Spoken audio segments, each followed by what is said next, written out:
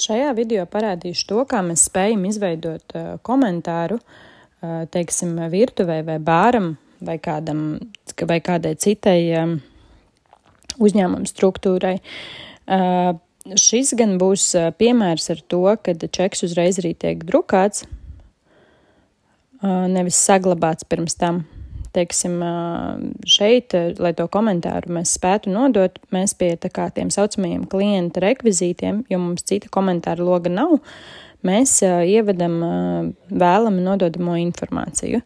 Ierakstīšu kādu papildinājumu ēdiena vajadzības nolūkos, un tad arī pievienošu, ka tas ir, teiksim, pasūtījums, kuru nepieciešams sagatavot, lai to paņemtu līdzi.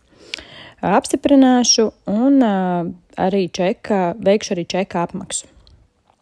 Jo mans kases aparāts nav aprīkots ar tā saucamo fiskālo bloku. Man šis čeks ir jāizdrukā, lai to arī, teiksim, spētu redzēt portālā. Tad mēs tālāk ejam iekšā Kanban sadaļā portālā un redzam, ka šis čeks tur ir mājojošs un šis komentārs vajadzīgai struktūrai ir tikt spēts nodot. Šādā veidā mēs strādājam, ja jums ir vajadzīgs nodot komentāru kādam citam kolēģim.